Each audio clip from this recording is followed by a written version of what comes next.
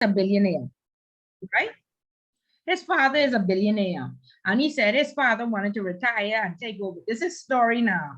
His father wanted to retire and take over him to take over the company. But he told his father no, he was going to start his own business. And hence he went into, establishing FTX. Now, what was shady about the Binance thing is that Binance CEO was the one who put out the negative media about the company. The people caused the bank run and then say, I could buy you all. So it looks like insider trading, market manipulation, and so it was already funny the way it happened. And then, like I say, with Binance reputation, I don't think our Securities Commission would have assisted, or approved them. Yeah. Yeah, but the government, I don't know what the government is going to do because they too big to fail. I am sure government stocks and bonds invested.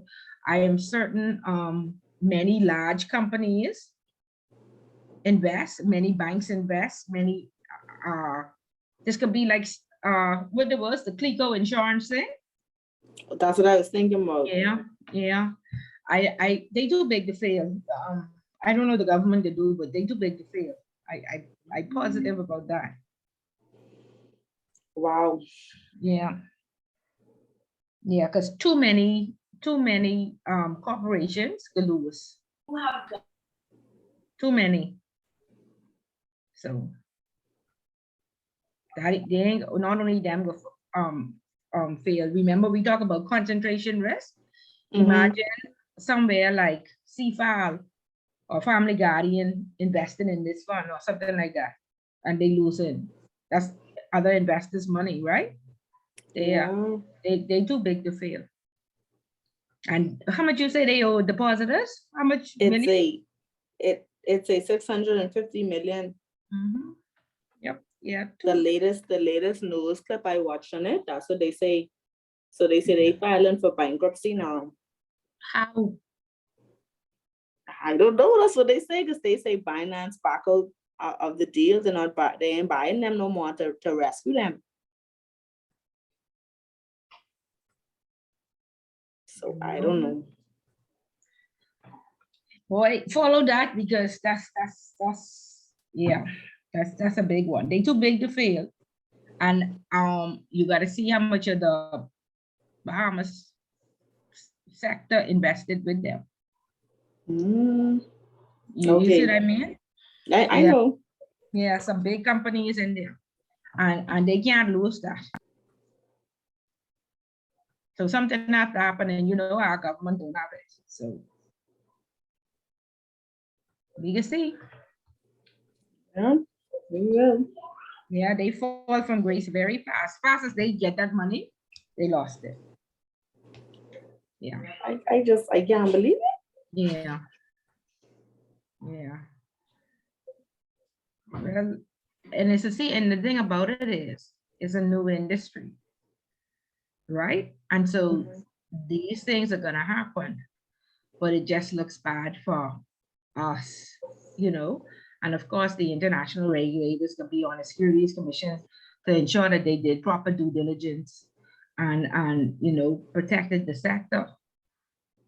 And I don't even know if anybody's qualified, like everybody on a learning curve, because cryptocurrency was originally created not to be regulated by a 21-year-old boy inside his bedroom in the 90s, and once you're regulated, that means Uncle Sam gets a piece of the pie, right? So that without it being regulated, it was more risky, but the higher the risk, the more money you make.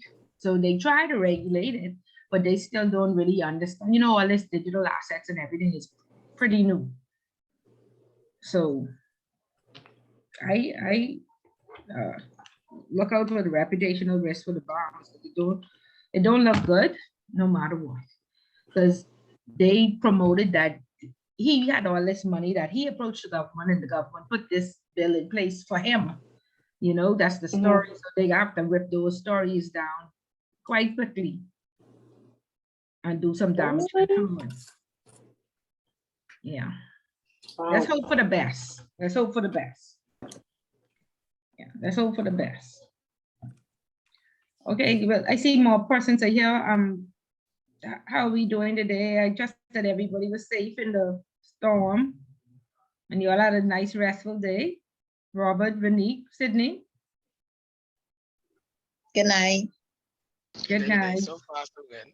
Just Okay, well, that's allergies, good. little allergies. Other than that, because of the weather. But other than that, today was good. Yeah, I always feel like either the Sahara dust or some type of dust is something that's come when it rains. So yeah, if you have Yes, we are. allergies, yeah, I have the same problem.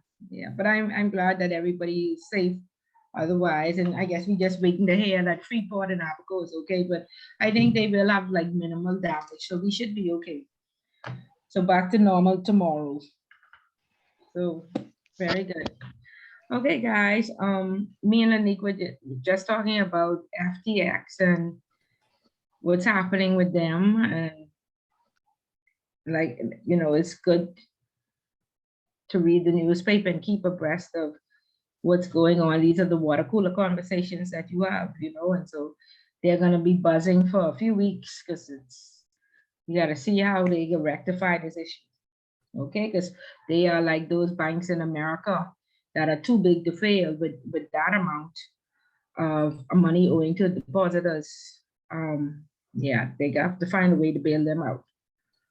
Okay, so pay attention because it will be very interesting. It's a new industry, and so like I said, everybody's on a learning curve. So I guess we'll see how or what happens. Okay. Okay, so just looking at the agenda just before I saw that we had homework, so I sent out homework that is due next week, Tuesday. Again, it's just a help, easy 100%, just some multiple choice questions on chapter 10. Tonight we are going to cover chapter 5. On the 30th, we are going to have presentations on our mentoring project. I think we covered it in detail last week. Remember to please send it in so you can get a grade on the 29th to my email, and then you will present it on November 30th. Please let me know in advance if you'd have an issue on that date, because remember, you get an incomplete if you don't present the two projects, hand it in and present it. Okay, so on the first speech, it was very good. Most persons did very well. So I am hopeful that we will repeat the same, and I hope that we are indeed spending some time with our mentee, and we find it to be a rewarding experience on both ends. Okay, so any question about the schedule? Everybody aware of what's required, and we still have copies of our agenda that we can look back on if we need a reminder. Yes. Yes, okay, good. I know we weren't able to cover the midterm last week, so if you still have your questions or concerns about the midterm, let it rip. Let's go through it and get some feedback. I know Robert said he had some concerns. Robert, Yes, ma'am. you still have some concerns about the midterm, or? No, I didn't say I had any concerns. I just wanted to know if I could have reviewed a midterm. Not saying I had concerns in regards to the grade. It was more just to see what I did, what I didn't answer correctly, or what I need to focus on more to, I would say, to develop all of the knowledge that I should have already known during the exam. Okay, so you can schedule an appointment with Miss Dean, and Okay. she will let you go through it, because once the exams are marked, they then cross marked, and then the Okay. office holds them. So you'd have to speak to Miss Dean, and she'll let you know when you can come in and review it. Okay. Okay. Okay. Anybody else? My biggest concern on the exam was that person still got their mission statement incorrect. Now, we talked Yeah. about that from class 1. I said it. Please go in it with making, I said, most of you have 2 or 3 employees from one institution. I don't want 3 different mission statements. Yeah. So we when we first was doing our mission statement, we figured it was for a better future. But then when we actually gone on the platform itself, our mission statement was almost a essay. Couldn't believe that's what that mission statement was. Okay, Me, Kristen, Sydney, we would have reviewed it, and I was like, wow. together This is to see yeah, exactly what happened there. Okay. yeah. And then when we look at it, it's like, well, I hope you could remember this verbatim. But I was like, well, let's try to. I guess even if we word it differently, let's try to at least have it sung in similar. Because But the it was motto, kind of long to remember it verbatim. right? So I even would have accepted the motto, but I got 3 Yeah. different mottos because the motto is normally just blow away the customer or earning the right to be the customer's first choice. Even the mottos wasn't right. Wow. Okay, so please remember, we don't want to show up to work with our own agenda. And if we don't know the company's values, their mission, their motto, then that means we doing what Bullet and Ghost say do, and when we have 50 employees, each doing what they feel like we working together to achieve one goal. Okay, so please should know it. It should be in the common areas, it should be in the staff rooms. When y'all are having meetings, y'all should recite it, and so people embedded into their memory that, keep your agenda and your views to a minimum, and then, do what the company is paying you to do.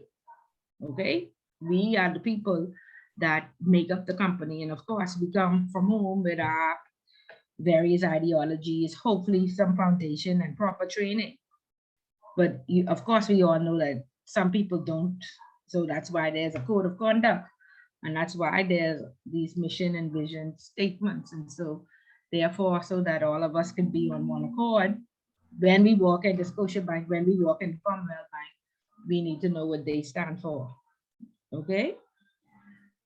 Any other questions or concerns?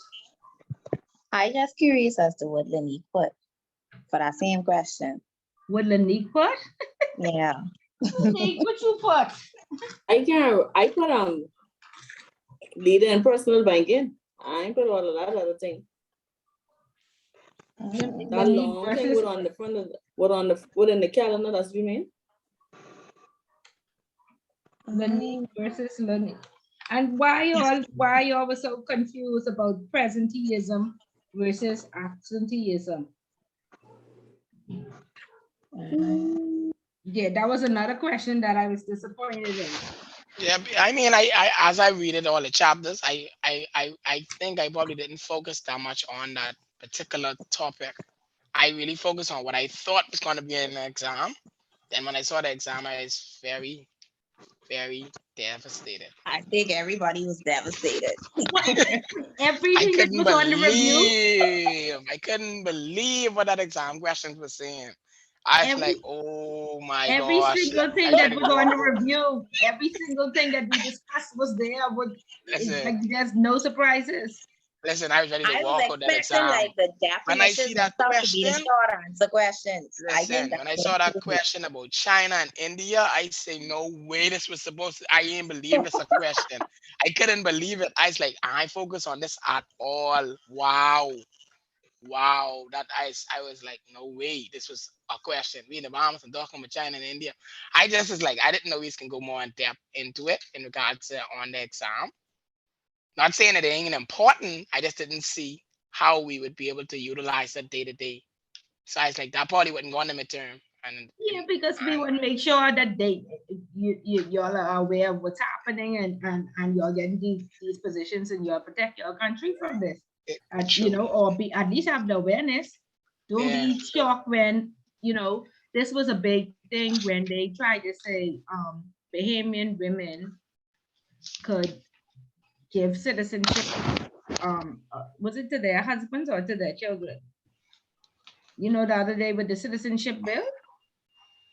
No, I'm not aware of a new bill on that. Okay, so one of the concerns, there was a citizenship bill being reviewed, and there's an argument out there, I think, about Bahamian women giving citizenship to their husband once they were married. And what they said is if the law did pass, that we'd have a bunch of African men just marrying for convenience, and then we would have a bunch of Chinese. And you know, Chinese don't marry out of their culture, but if now they marry these women and they got the citizenship, then you would see them becoming a part of our government, you know. And so that was one of the issues, and they said, listen, we can't allow this to happen, because they will say they're marrying for love, and then the next thing you know, we have a full Chinese government, and it's been done in other places in the world. And so just be aware, it's just for awareness, you know. But I thought those things, after we discussed it, they would have stick with you, you know. So, but 90% of the days was on the review sheet, and I normally, like I say, there are no surprises. There's whatever we discuss, that's what you could be tested on, and that's where you should study, you know. So at least now you know for the final. And luckily that was only 20%, and now, like Robert said, he's gonna go look at the paper and see exactly where he went wrong and what is needed, and so you'll be better prepared for the final. So, but I overall, you know, the grades were average, but I'm still pleased. I still feel that everybody's doing okay and still on the right track. Okay. Okay, so we cover chapter 5 today. Chapter 5 talks about the human resource management process. And normally, you know, it is thought that human resources is the second most powerful position in the organization. So normally is the CEO who has full control, and then they're saying that it's human resources, but compliance also is out there, you know, vying for the second in control. But you know, human resources have a lot of pull, and so persons who like to be in power tend to, you know, take the HR route to make sure that they always in the know and they always have a little bit of power. Okay, so we'll talk about that process, and then we will look at the legal environment in the Bahamas. And this is old, but just so you're aware, if you do go this HR route, um, the Bahamas laws online, because we don't need to know the US laws, but the Bahamas laws online are the Employment Act, the Minimum Wages Act, the Industrial Relations Act, and the Health and Safety Workers Act. And so all these have been updated. So if you go to Google these, you want to make sure that you Google the most current version, because of course you see this says this was amended in 2009, and I think all of these were amended in 2012, and it may have been amended after that. So again, just so you're aware, those 4 acts, if you need to know anything about employment law in the Bahamas. Okay, then we want to go on to talk about employment planning. We want to talk about layoffs, on how supervisors handle layoffs, and then we just skip all the way to the back page and talk about the people who survived the layoff. Okay, and there's something called the layoff survivor sickness. And you know, primarily my career was spent at Royal Bank. And I started off at Finco, and a few years ago when Trinidad took over, Finco had, which is like the mortgage center for RBC, they had 129 employees. They currently have 29 employees with all the same functions, with all the same responsibilities. And so losing 100 employees, those employees that are left are suffering from this layoff survivor sickness. Okay, so we'll talk about that.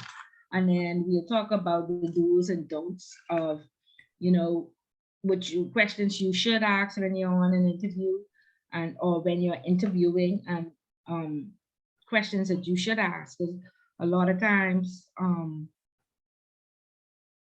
people don't, give the right responses, or, they may ask some offensive questions. So we want to make sure that we ask the right things. Then we'll talk about employee training, compensation and benefits, workforce diversity, which we covered somewhat already. And then the biggest thing of this chapter, and which I think is normally on the final exam, is sexual harassment. Okay, so we want to make sure that we pay attention there. Okay, so Robert is our reader for today. We are very pleased. Now, most of you would have already read a chapter, but we have three chapters left. I think it's 2, 6, and 7. Let me just look at the agenda again. And so hopefully by the end of the class, we'll have somebody volunteering for chapter 6. So if you want to volunteer right now, let me know. But if not, any volunteers up front for chapter 6? No, or we wait to see with the other people if they show up what they say. No, you're quiet. Okay. I can read chapter 6 next week, next class. Yeah, okay. Thank you, Lenny, for that. Okay, so Nika will do chapter 6, and then next week we'll find somebody for 2 and 7. Okay, Robert, so I think you have the version 6 book. Is that correct? Yes, ma'am. I have the sixth edition. Okay, so we'll start on page 110, and we'll find out exactly what this human resource management process is. And I think the book talks about there are 8 activities that, if properly executed, staff will help the organization be high performing and competent, and it'll help them to sustain their performance level. So let's look at those. We'll start on 110 at the bottom, and we'll read with this human resource management processes. Go ahead. Okay. So don't read the respondent supervisory dilemma. No. Okay. So the quality of a department and the entire organization is to a large degree determined by the quality of the people in it employs.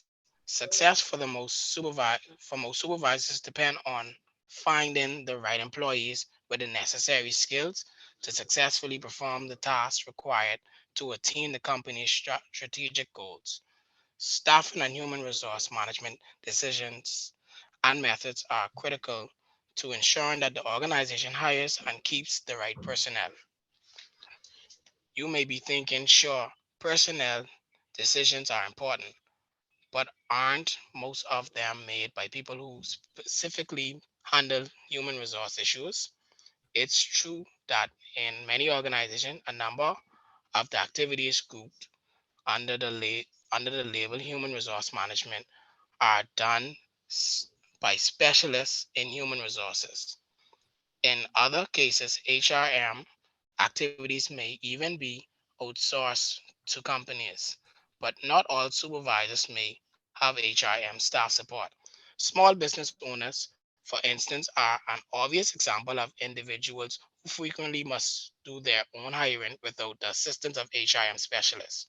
Even supervisors in the larger organizations are frequently involved in recruiting candidates, reviewing applicant forms, interviewing applicants, inducting new employees, making decisions about employees' training, providing career advice to employees, and evaluating employees' performance.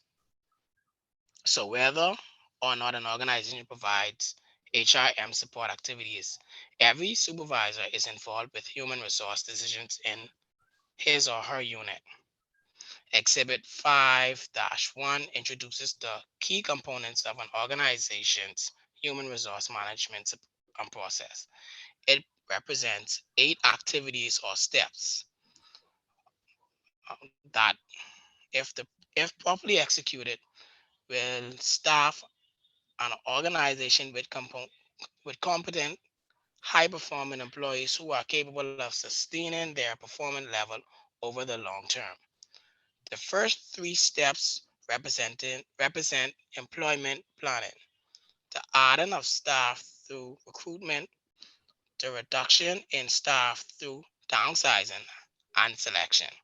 When executed properly, when executed properly, these steps lead to the identification and selection of competent employees.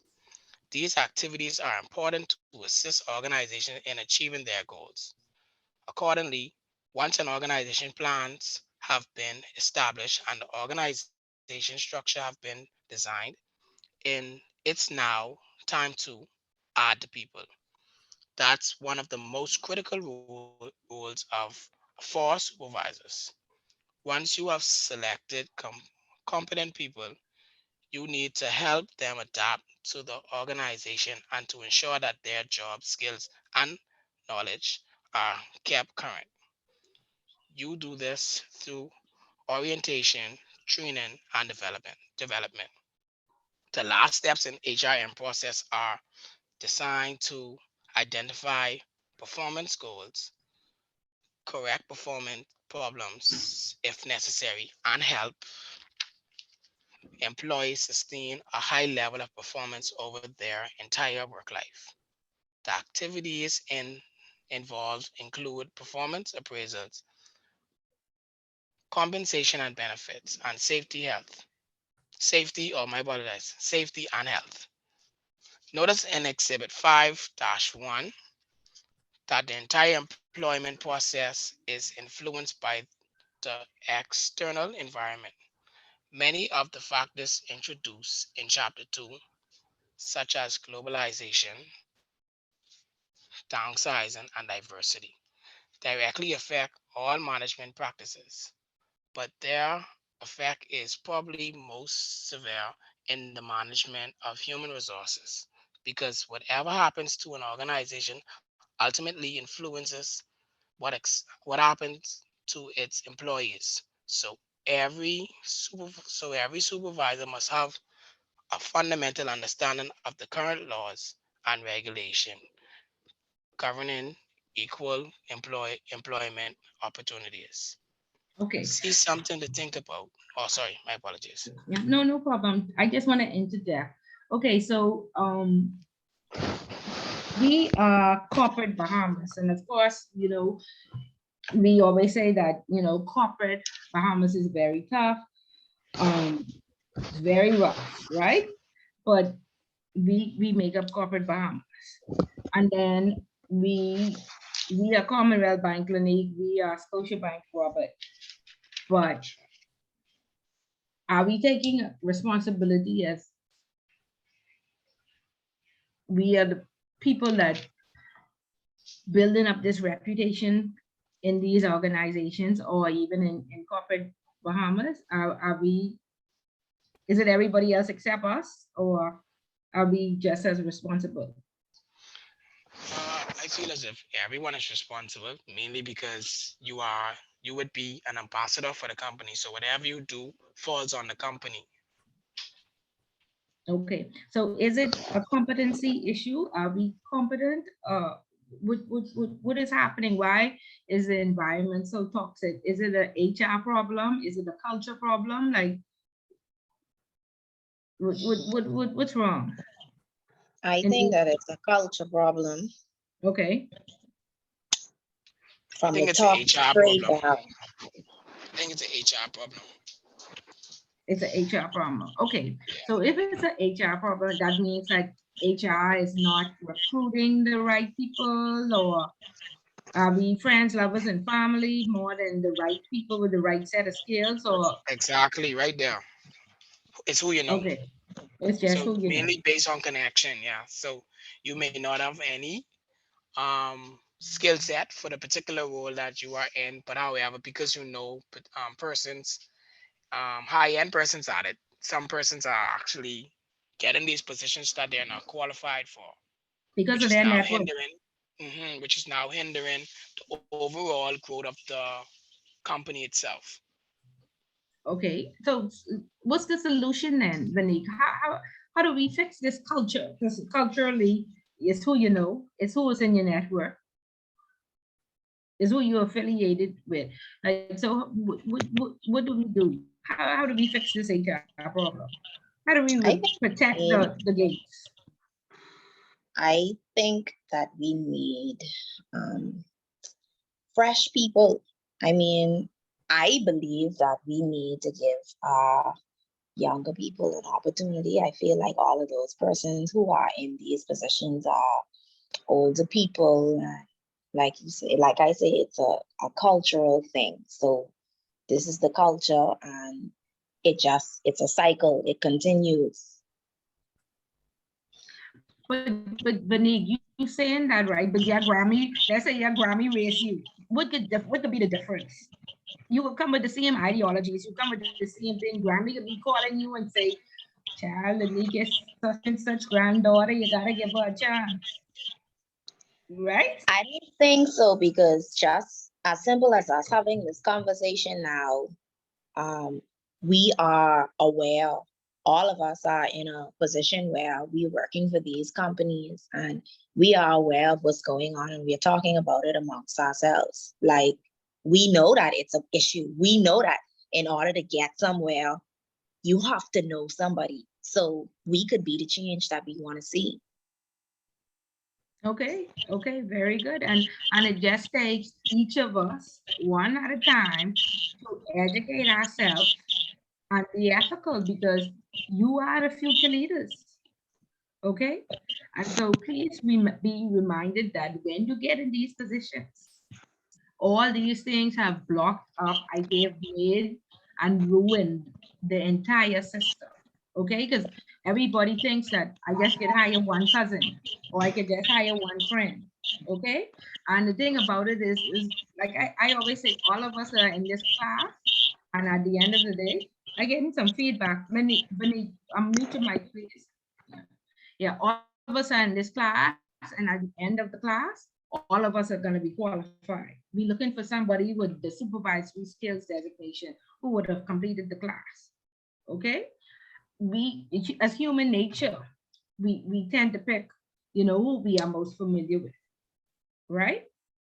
However, sometimes that person who we are most familiar with is not qualified.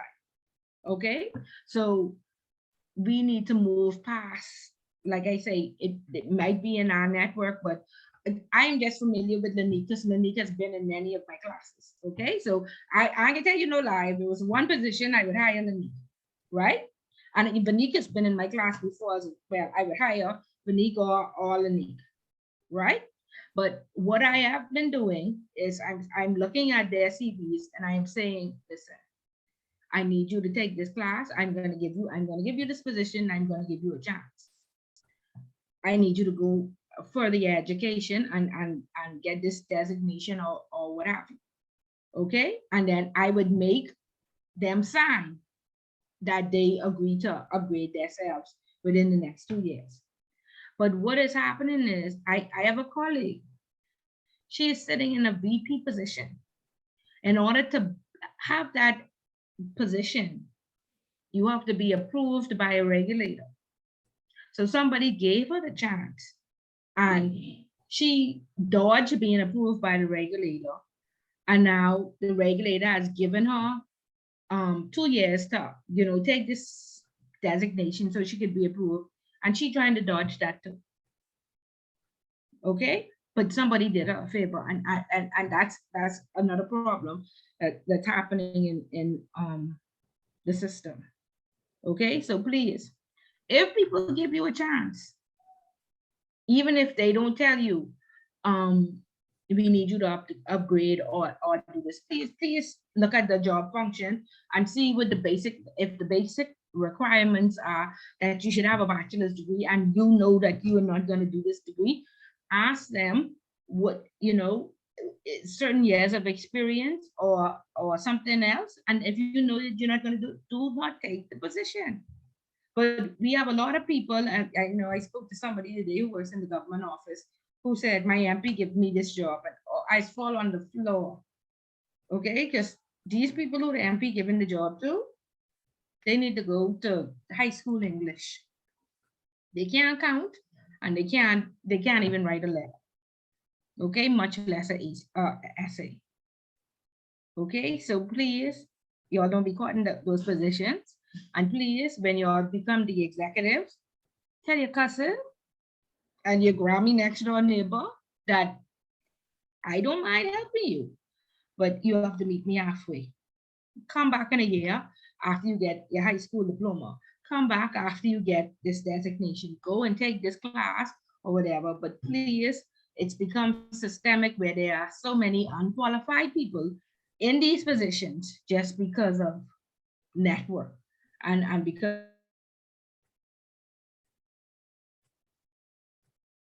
of okay. And sometimes HR don't have, no control over it at all because we have blamed HR for so long that they've started letting the managers hire. So normally there's a first initial interview and then you go and meet with the manager. So really it's the manager if the manager decides, right? And of course, if you use their cousin, you know, um, you get hired. And then another common problem is if I'm a CPA, I think that all CPAs are qualified, so I only hiring people with CPAs.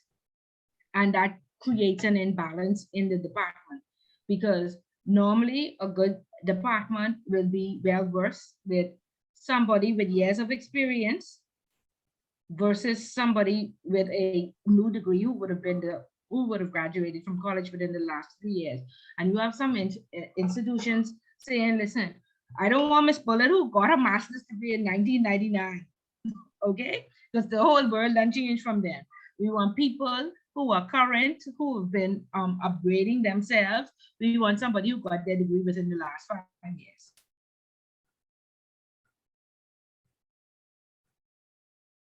Okay, so you want some certification within your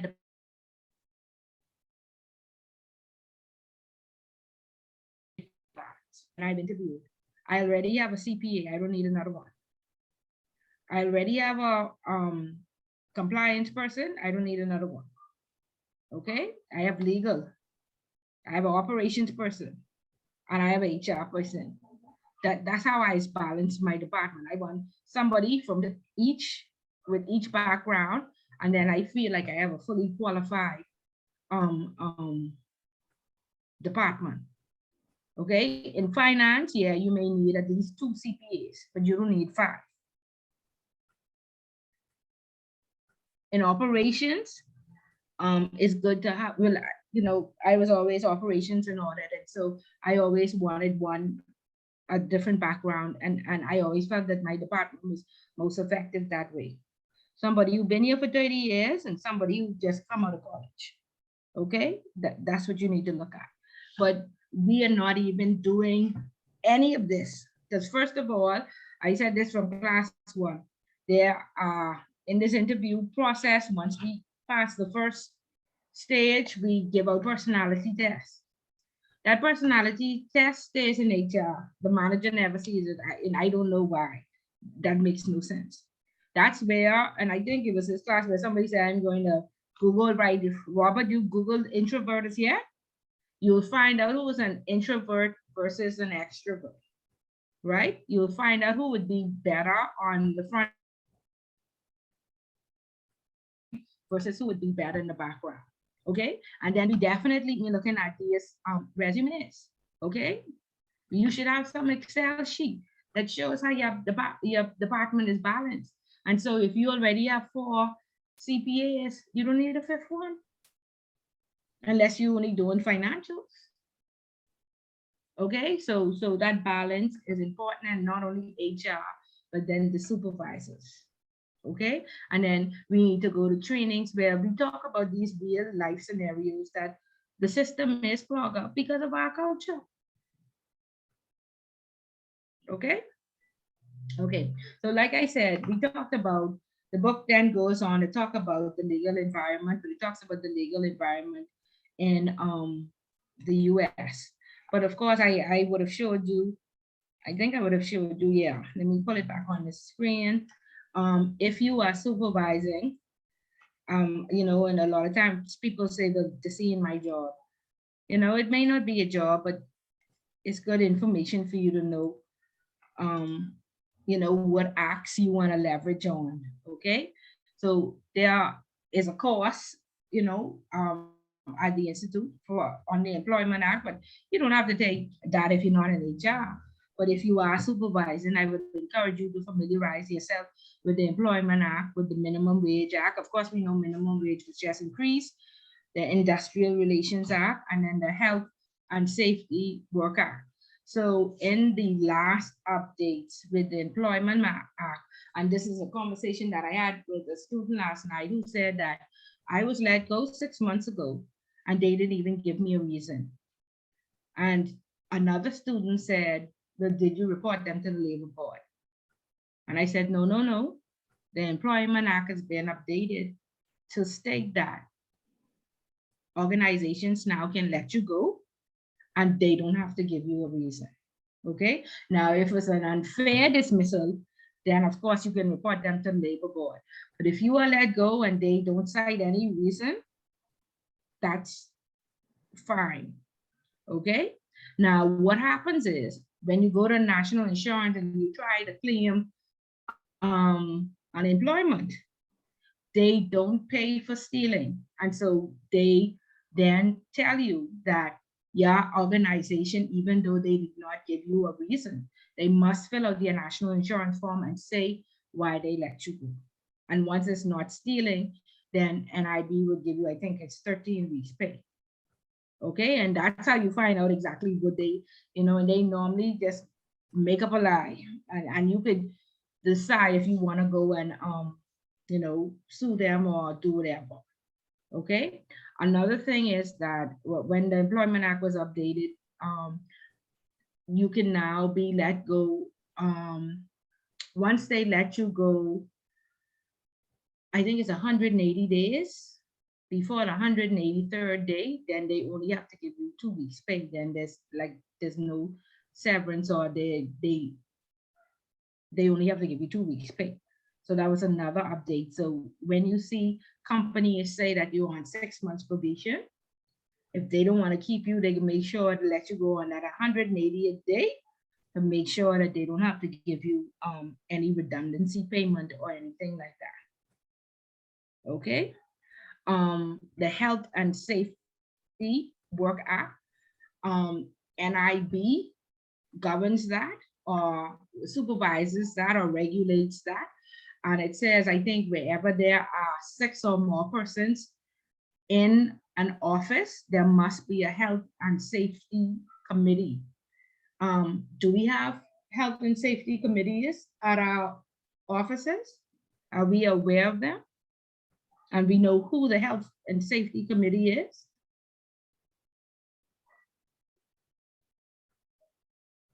Anybody there? You all sleep. Listen, Miss Bullet want to go out. You all sure you all there, or? I'm not aware of any. You're not aware of any. Okay, Lanique, what about you? Are you aware of the Health and Safety Committee? Because I saw more than 6 persons in your department, even much less your office. I'm aware of like how we have hurricane, we have a disaster recovery or whatever committee, but I don't know about no health and safety committee. It's a Health and Safety Committee. I know one year at Scotiabank Bay Street East branch, if that's what they call it, there was a sewage problem and it was coming through the vents, and it was the Health and Safety Committee that told head office that, hey, persons are getting sick and we need this rectified. The next thing was Cable Bahamas was next to the gas station, and then it rained. The gas station had leaks and they had to evacuate that entire building. Safety Committee pushed that this could be endangering the staff lives, or if water is spilled on the floor, if electrical wiring is hanging, if there's mold, asbestos, whatever in the building. This is what that Health and Safety Committee does. And so they normally meet at least once a month or once per quarter, and they document that they would have inspected the building and made sure that there was nothing that they're hazardous to the employees. Lighting in the parking lot, they advocate for the security to stay till the last person leaves. you know, so whatever hour that is, they have to hire, or the security, another man comes on, or they work overtime to make sure that everybody is walk to their car safely, stuff like that. Okay, so please, if you're not aware, find out and then go right to that act, and it will tell you exactly that once there's 6 or more persons in the office, there must be a full committee. Okay, and I am sure internationally, you know, because um, with Scotia, they should have a lot of stuff online. There's definitely on the States, you can't get away without having those committees. Sydney, are you aware of this committee? Yes, ma'am. Okay, so like, there you go. All right, and tell me what do they do? Well, the health, what it is, the Tingham Committee, The health and safety, yeah. right? So basically, they ensure that the branches have like first aid kits. Like the other day, we had like a CPR training for the persons who in the branch as, I guess, the health and safety committee representatives, where they learn CPR. Basically making sure that if we have a health hazard or scare, that we have someone ready available to assist or to like escalate if need be. Okay, okay, good. Did you know it was required by law? No, I thought it was just a Scotiabank thing. Goodwill of the spanking, you know, required by law. So make sure Lanique and Renique, you'll find out exactly if you'll have a committee and who is on that committee. We have those things in branch. We have like it, I don't know, it's given maybe like management or like the operations manager, because we have like the first aid kit and all that stuff, but like to say they presented it as a committee, no. No, yeah, we don't have like a committee, so it's probably like management. No, it has to be, it's an organized committee outside of management who reports if management don't do what they're supposed to do, because we had an issue where our very brilliant HR person bought Advil and colon sinus pills that were nighttime. And then the other issue we had was, you know, people were taking pills at work and falling asleep because she bought the nighttime sleepy pills. And then there was somebody who got sick because persons didn't use the first aid kit for a very long time, and a lot of expired pills was in there. Okay, so yeah, we had a couple of issues that came out of that. So you want to make sure when you go in, these first aid kits have been in the branch for a very long time. You look at the expiry date, and then when you take any pills, make sure it's not the nighttime, you know, the one that can make you sleep. Okay, be careful of that. Okay, so the committee is in charge of all those types of things. Okay, so find out who is on the committee. It shouldn't be management, because this committee is supposed to report management. Because in the first instance, if something happens, you have to tell management and you give them an opportunity to fix it. Then they don't fix it. Like we had a mold problem for a very long time. And of course, you know, the building manager tried to do this and tried to do that. And I said, well, okay, at a certain point, we have to evacuate this building or find a new, if they can't get this mold problem fixed. We had too many people getting sick, you know, so stuff like that. So it shouldn't be management. It should be somebody who will report management if they don't fix the issues. Okay, so make sure that you're aware of the basic, you know, employment laws. The book goes on to talk about affirmative action and active effort to recruit, select, train, and promote members of the protected groups. So of course, these are people with disabilities. In the States, it'll be the LGBTQ. I don't know if it's an A on the end of that. There's the Aboriginal protection for the Indians. I don't know of any other protective group, but I know Royal Bank did do a good job at that, because we had 2 persons from the center of the deaf, and then we had 2 disabled persons who were in wheelchairs. Do we see that Robert at Scotia or Lanique at Commonwealth? Do we see those persons with disabilities being hired? No, Um, ma'am. I've never seen any. I've Let's never go. seen neither at Commonwealth. Okay, okay, yeah. So find out and then consider it, because I mean they need jobs as well.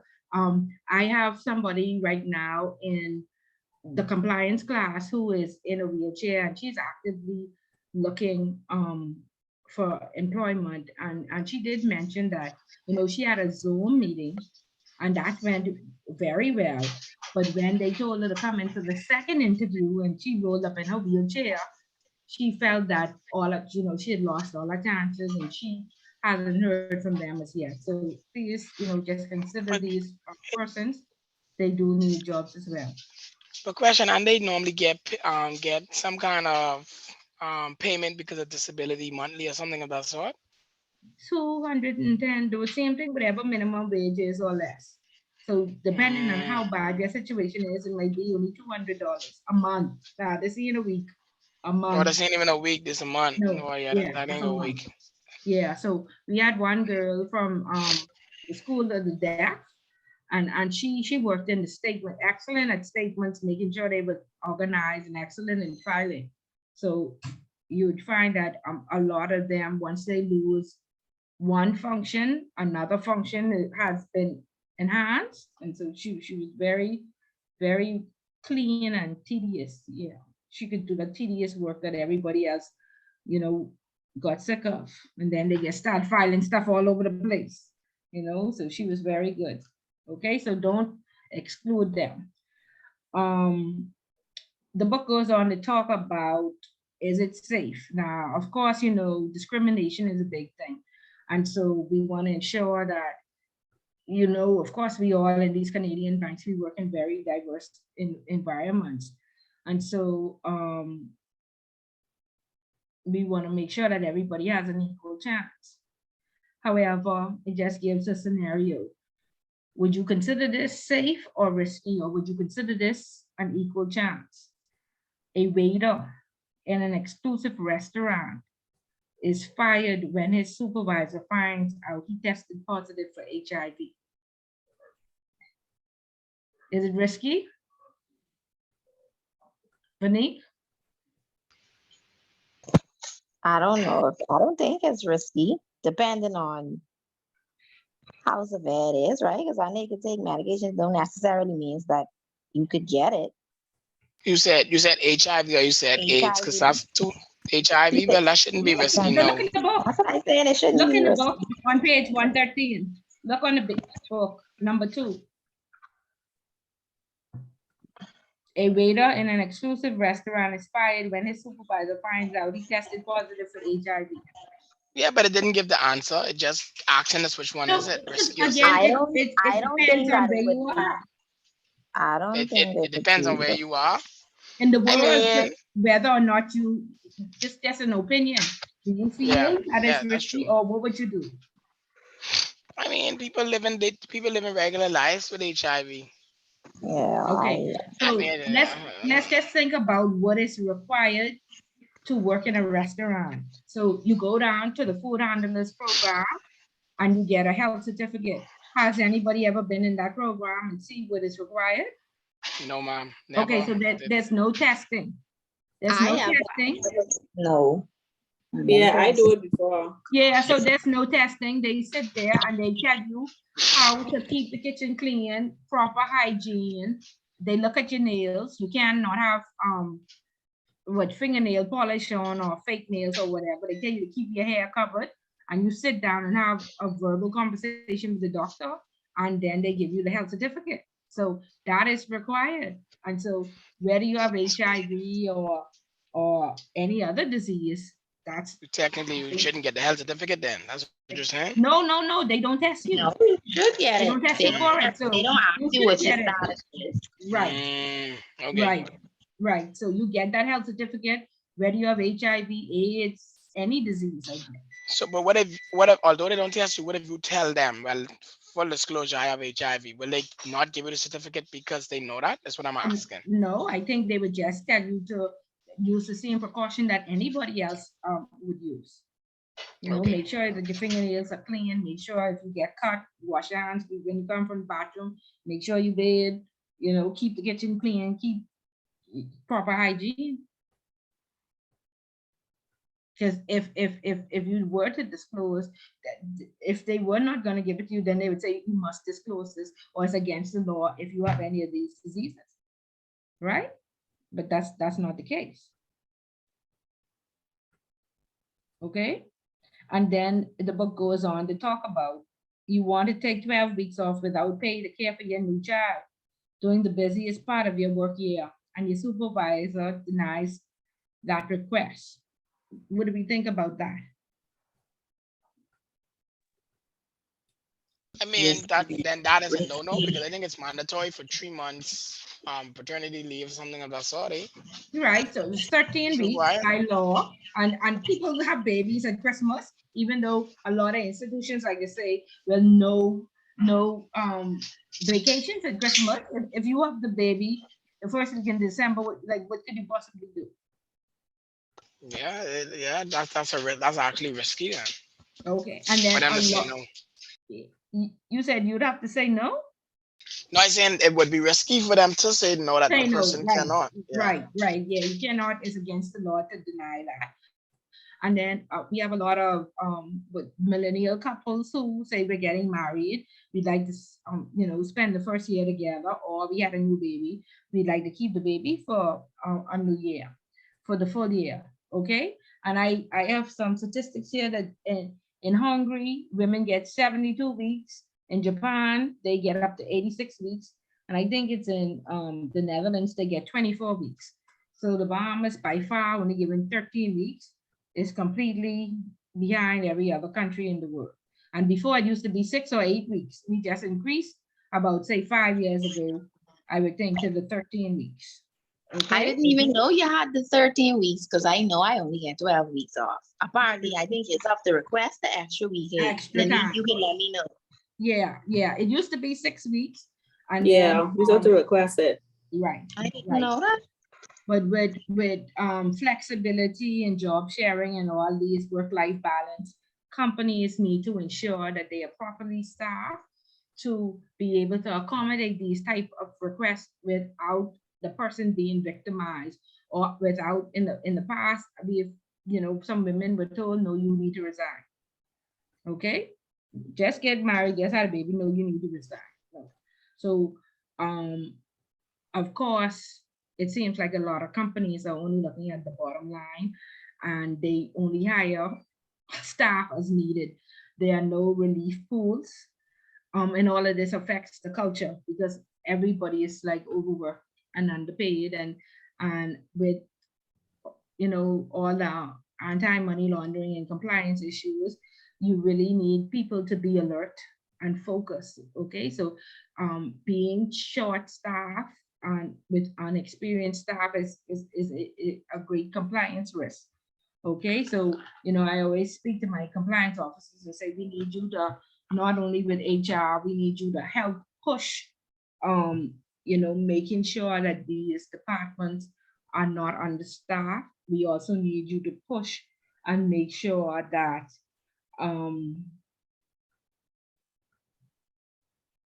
there is not a high turnover. Okay, because we would spend time and money, okay, and hours training these persons for them just to walk out our door in 3 or 6 months, okay, or a year later. Okay, so we always tell compliance to push for that sustainability. That high turnover is a great risk. Okay. All right, Robert, let's move on to employment planning on 114. Let's read employment planning, how the supervisors conduct an employee assessment, and how a future employee's needs determined. Okay, and a lot of times, if a department is short staff, I know in my day, they used to say, write a business case, put it in writing and tell us exactly why you need this. Is that still the case, Lanique? Are we still writing business cases to prove that we need the extra hand?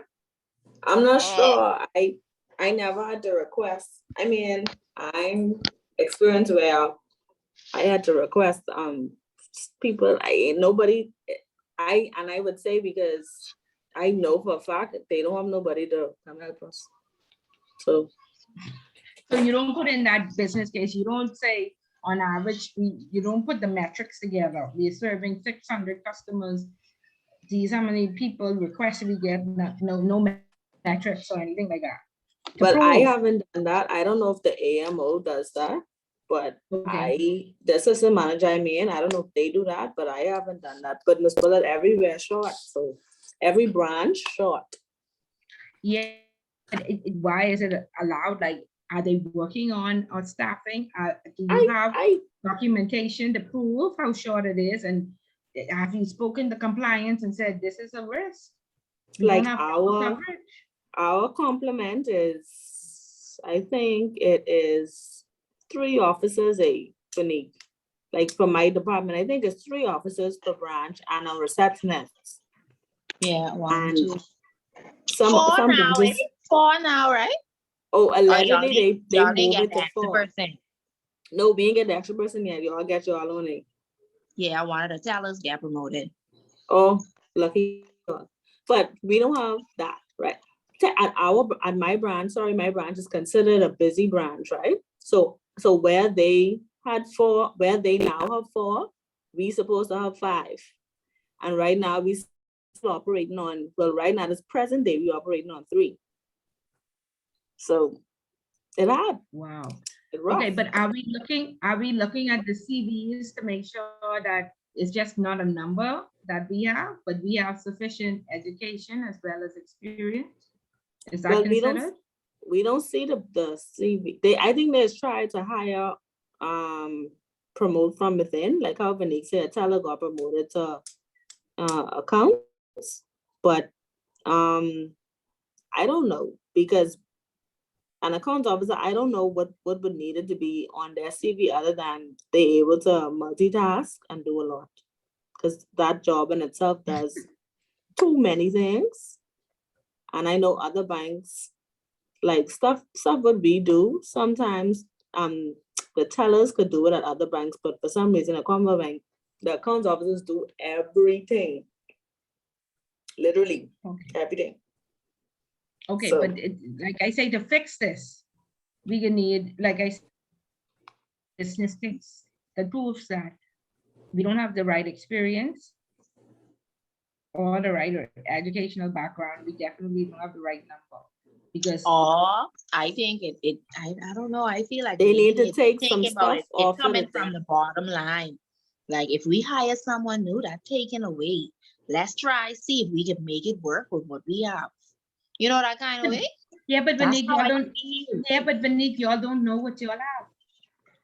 Y'all don't know. They have, let me tell you, in Who our in charge? That's what I branch, say. Who they is the have me as supervisor? the data processor. They have me as the data processor who could sit on the VO desk. They have the FX teller who cross-train as the data processor.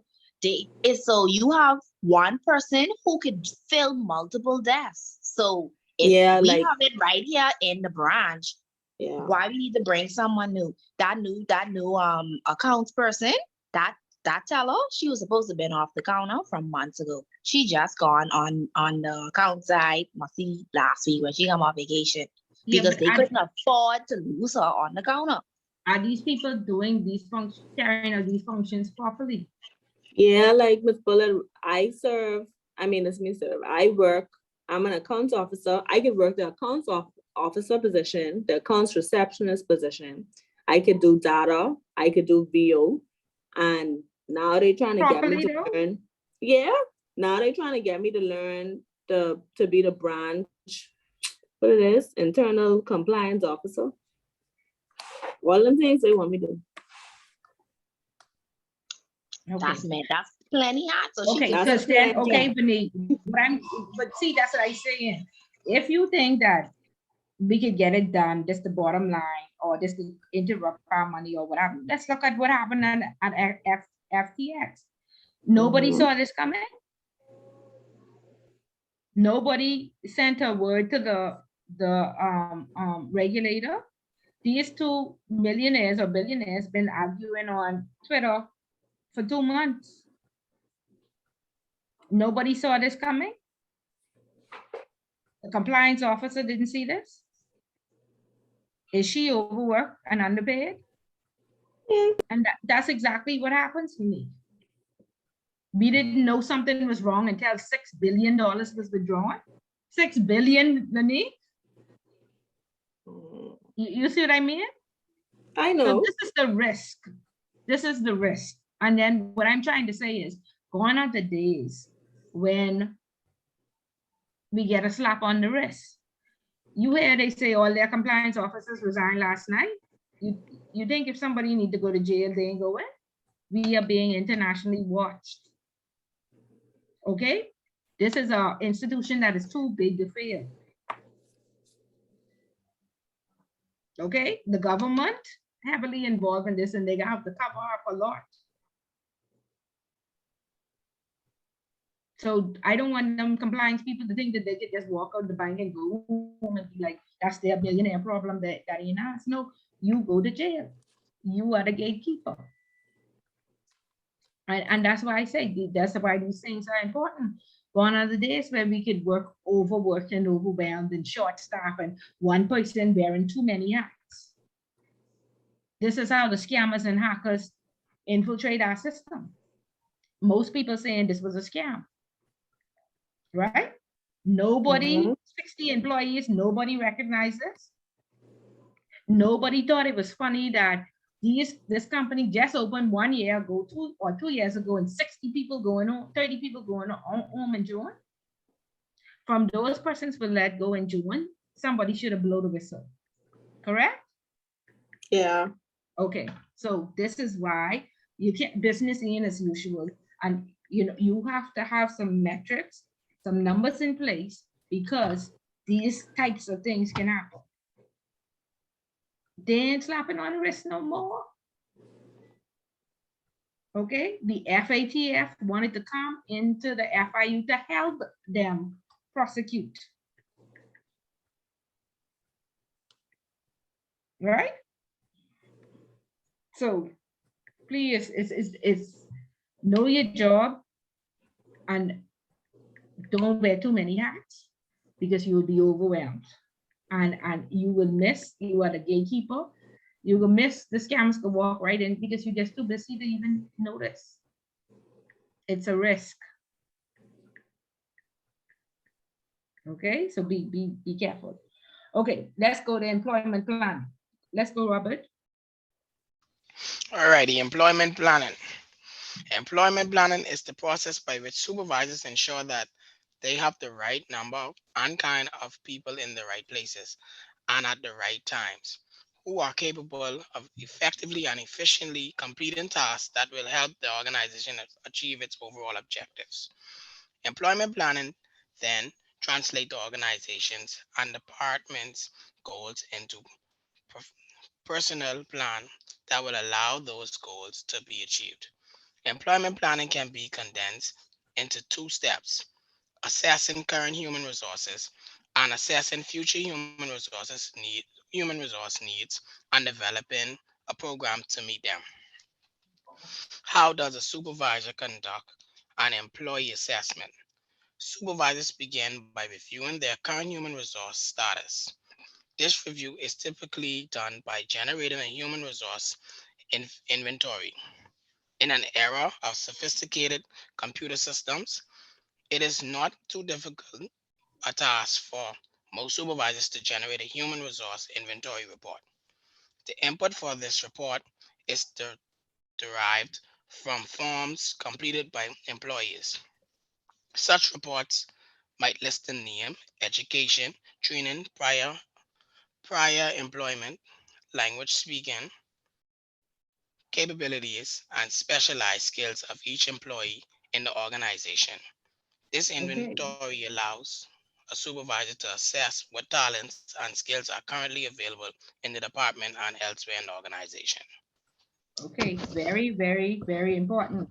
And Lanique, this might just be a rumor. right? That's why I don't want y'all to say Miss Bullet say it, right? You know who's FBF, Lanique? Say that again. FVF, SBF. I don't No, know SVF. SBF, who we was talking about, Lanique? I saw it in the stuff I was reading, but I wasn't sure what the acronym stand for. Yeah, that's my name. That's an acronym for my name. This, I just got something came across my screen that says Mhm. reportedly has been arrested by Interpol in the Bahamas while trying to flee on his private jet. Now that could be Crazy a rumor. What? possibility. I doubt it's a rumor. I that doubt it's a just come, rumor. that just come across my screen. Gee, Okay. Okay. my lord. So, okay. That amount of money is too big to fail. Okay. And I sure a lot of people left their jobs and went to work there. Okay, so okay, this is why you cannot be overworked and underpaid. You cannot not have the proper metrics in place.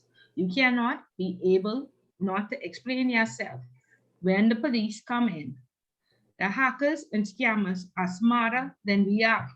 Correct? Robert, they smarter than us, right? The scammers, they I wouldn't say they smarter than us, but we gotta be on the alert for them because they Okay. more tech savvy.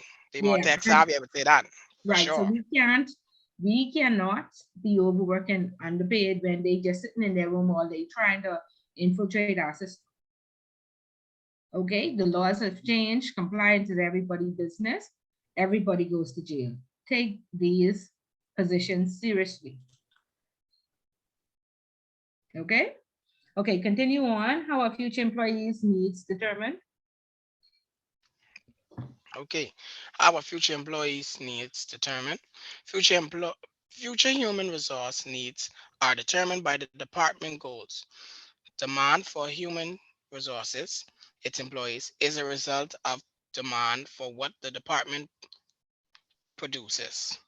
On the basis of its estimate of total work to be completed, a supervisor can attempt to establish the number and mix of human resources needed to reach that revenue.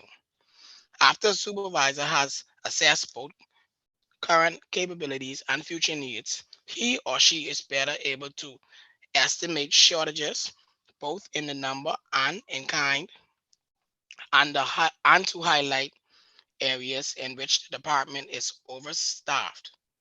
A program can then be developed that matches these estimates with forecasts of future labor supply. So employment planning provides information not only to guide current staffing needs, but also to project future employee needs and availability. Okay. So we want to ensure, like I said, um, that we document what's happening in our department. Um, some metrics that says we have 600 clients, and so we're going to separate them by high, medium, and low. And we need a senior person to manage the high, the medium, and low, and probably give them 50 to 100%. And depending on the complexities of each account, and then perhaps a junior staff um, dealing with the low risk accounts or the medium. We just don't want to say there should be 5 people. Okay. And then once we get those persons, we want to look at the resumes. We want to look at the personality test. We want to see what skills they have to make sure that we don't have an overload or underload of certain skills in one department. Okay. Okay, good. So skip over to 116 and let's read how does a supervisor handle layoffs? And once you read 116, I want you then to skip to page um,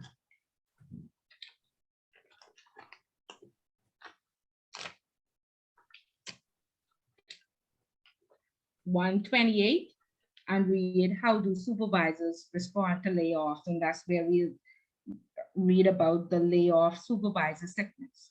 Okay, so first 118, 116, and then 128. Okay. So how does a Okay, supervisor and handle? just after Yes, you ma'am. finish 116, I'll interject. So go ahead. Okay. So how does a Mhm. supervisor handle layoffs? In the past decade, most large US corporations, as well as many government agencies and small business, have been forced to shrink the size of their workforce or restructure their skilled compensation. Downsizing has become a relevant means of meeting the demands of a dynamic environment. What are a supervisor downsizing option? Obviously, people can be let go, but other choices may be more beneficial to the organization. Exhibit 5-4 summarizes a supervisor's major downsizing options. But keep in mind, regardless of the method chosen, employees may suffer. We discuss this phenomenon for employees, both victims and survivors, later in this chapter. Okay, so with rules and regulations, the 40 recommendations, all of these compliance laws coming out, a lot of banks have found that, they just couldn't survive. And this did not just happen in the Bahamas, all of I always tell persons that I have a colleague in Switzerland who said that they had 250 banks in trust before 218, and after 218 in Switzerland updated their laws, they now only have 50. So that means they lost 200. Okay, and we have seen, Royal Bank has been around from 1908, more than 100 years. Scotia Bank more than 60 years, and for the first time in the last 5 years, we've seen them close out branches left, right, and center, and departments, and downsize, and send people home. Okay, it's because regulation is expensive, and then fees are not very expensive as well. And so really they just couldn't afford it. They are now proposing a international regulators want us to have a corporate tax. And what a corporate tax means is that, most of the banks are paying like $70,000 for a bank and trust license. They want them now to be charged a percentage of their earnings, right? And it seems like they're not, standing for that. And so there are rumors of them exiting, the Caribbean because of all these regulatory changes and these increasing fees. Okay. But in terms of layoffs, I was a part of two layoffs. I was with Royal Bank when, and Royal Bank is very conservative. The trust company, we were sued for tax evasion as well as cooperating with some stolen art. And so there are 5 entities of Royal in the Bahamas. And because we were suffering reputational risk as a trust company, we just shut down because every week we were in the paper. So we were very profitable, 11 to 15 million dollars a year in revenue.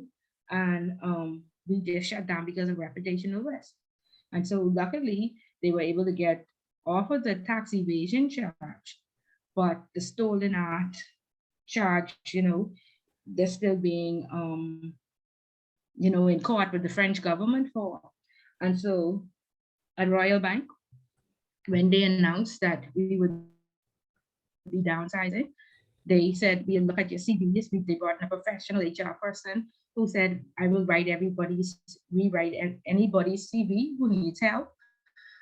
Everybody who was in school at the time paid the remainder of their costs. Some persons were doing their CPA, some bachelors, some masters. They paid that in full. They offered counseling. We got very good payout packages. We got a lot of benefits. They had parties for everybody. I mean, it was a very, I guess, good exiting process. Now, after that, I worked along with an organization who the regulators had hired me to keep them open until they found a buyer. And they found a buyer and they needed to let some of the staff go. And this particular executive said, "Oh, I do this before, I can handle this." So we said, okay, but try to be as compassionate as possible because you never know when it'll be you.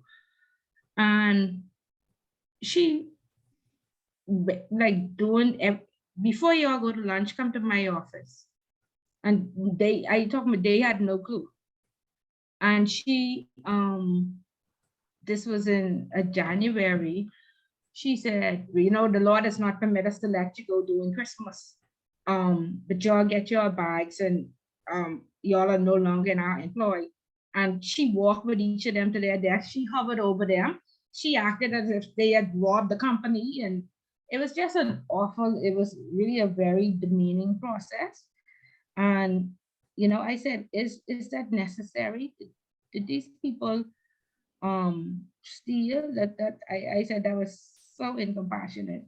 And all I'm trying to say is you never know when it's going to be you. And I'm sure you don't want anybody to stand over you and now act like you stole and, when the company is downsizing. So please, handle these types of things with compassion and offer assistance. And if you can offer them school fees or upgrading or of some sort, then to do that. But please don't stand over the people who did steal and you need to walk them off the property. You don't need to stand over people who did not steal or do anything wrong to the company and walk them off. Okay? Be compassionate. Okay, so Robert, let's go over to 128. And I told you all this story already about Finco, whereas 129 employees, they took about away one or two functions. 29 employees left with the work of 129. Okay, and the problem there, Beneath, is culture, because in Trinidad, the salaries are very low. They have the same this culture, and perhaps that's what has seeped into the Bahamian culture. We don't give that white glove service anymore. We now have the Trinidadians who are in charge of us, and they're expecting that we must do more with less because they're doing more with less. Okay, and so therefore, as you can see, the service level of Royal Bank of Canada has diminished completely. Okay, because of all this, of these people being overworked and underpaid and so short staffed. Okay, so you still lose, and you once you lose or once you gain that reputation of bad and poor service, it's very hard to change people's minds. So you want to be careful of that. Okay, Robert, go ahead. How do survivors respond to layoffs? Okay, so how do survivors respond to layoff? As we discussed in chapter 2, one of the significant organizational trends in the past decade has been organizational downsizing. Many organizations has done a fairly good job of helping layoff victims by offering a variety of job help services, psychological counseling, support group, severance pay, extended health insurance benefits, and detailed communication. Although some affected individuals react very negatively to being laid off. The worst case involved returning to the separating organization and committing some form of violence. The assistance offered reveals that the organization does care about its former employees. Unfortunately, very little have been done for those who have been left behind and have the task keeping the organization going or even revitalizing it.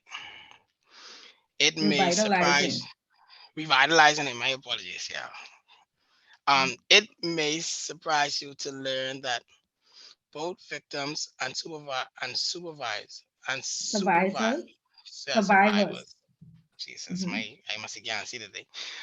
Victims and survivors experience feelings of frustration, anxiety, and loss. But layoff victims get to start over with a clean slate and a clear conscience. Survivors don't.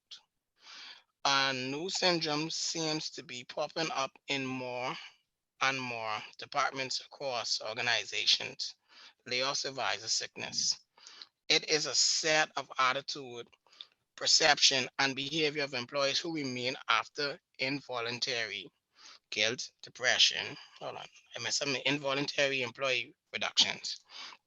Symptoms include job insecurity, perceptions of unfairness, guilt, depression, stress from increased workloads, fear of change, loss of loyalty and commitment, reduced effort, and an unwillingness to do anything beyond the required minimum. To address this survivor syndrome, supervisors may want to provide opportunities for employees to talk to counselors about their guilt, anger, and anxiety. Group discussions can also provide an opportunity for the survivors to vent their feelings. Some organizations have used downsizing effort as the spark to implement increased employee participation programs such as empowerment and self-managed work teams. In short, to keep morale and productivity high, every attempt should be made to ensure that individuals who are still working in the organization know that they are valuable and much needed resource. Okay, so have any of us suffered from this before? No, ma'am, I haven't suffered from layoff. I don't know how to feel But about have that. you been involved with any downsizing or anything like that? Scotia downsized the Palmdale branch closed down, along with the Wolf and Jerome branch, and then the Family Islands and Paradise Island. So I think that was during the pandemic. Okay, Sydney, am I correct? That was during okay, the pandemic. Oh, Sydney. Okay. Well, yeah. Yeah, So during that, it was during the pandemic. So yeah, they had like two downsizings, like yeah, 1 year and then the next year they had another one. okay. But and then were you familiar with any of the employees? Did it affect you in any way or? actually everyone was kind of I wasn't directly affected, but it was like you were scared because there was like this person going and you don't know if your branch next. And I was involved in like two of the branches that yeah, was Sydney was in all two of the branches, and then he came from Wow. Abaco as well. So it was almost like they just was placing Sydney anywhere. So that was kind of, I guess, frightening for Sydney. And then also a lot of branches was going cashless. So we figured that the cashless branches was closing down as well. So that was a fair as well. So we didn't know how to feel about the change of the branch. Some branches going cashless. Okay, Right. so it might have been a sickness, but you all did have that, you know, those feelings of, yeah, am I next? Or, you know, you probably lost a little bit of loyalty or the fear of change, eh? No? Anyway, at least you all know that there's a Yes, ma'am. thing. It's Yes, a ma'am. thing. Yes, ma'am. It's a thing. Right. Okay. Okay. So just again, be aware that it affects the people that go home as well as the people that stay. Okay. Okay. Moving right along. We want to go to page 121 and we want to just look at some do's and don'ts about interview questions you should ask and you shouldn't ask. And I have a few of them highlighted, so perhaps I can go through them. So, During an Mr. interview, Pollard, yes. I actually look at some of these interview questions. I've never been asked none of these during an interview. I don't know where these Well, that questions came means you've from. been to a very professional company. I mean, the ones where say questions you should ask. They don't ask these questions. They go. The questions is it don't be straightforward. I've never gotten a straightforward question in an interview ever. You scared them. Tell me about a time when you did this or that. Yeah, or they'd be like, "What does this word mean to you?" Or "What does this mean to you?" And like, it is almost be as if I guess they'd be looking for keywords in your answer, but it don't really. It don't really have. I wouldn't say it don't have nothing to do with the role, but they ain't the questions you really was prepared to be asked. So it's almost like what this got to do with the job Yeah, description? But they probably like personality questions and stuff like yeah, that. Yeah. possibility. Yeah. Okay, but just so you would know, what you should not ask, anything directly related to race or color, religious preference or customs, concerns about the applicant's family or marital status, regards to their child care, that height or weight that do not affect the ability to perform the job. Okay, and concern about pregnancy or disabilities or anything, unless it's specific, like it's a job that requires you to walk and you're in a wheelchair or something to that effect, or answering the phone on your desk, something like that. So during an interview, supervisors may ask these types of questions related to the ability to speak English, if related to travel, unusual hours, or overtime. Um, Decision-making ability. I always say, I also teach the compliance program. So I always ask about the ability to make decisions, because you have to read, there's no manual, you have to make a decision. So I ask that question about, do you think you're able, or demonstrate your decision-making ability? And then discussing your experience versus your educational background. So those are the types of things that you want to, stick towards. Employee training. Of course, we know that in many organizations today, once you're hired, they put you in the office, they give you these big binders to read.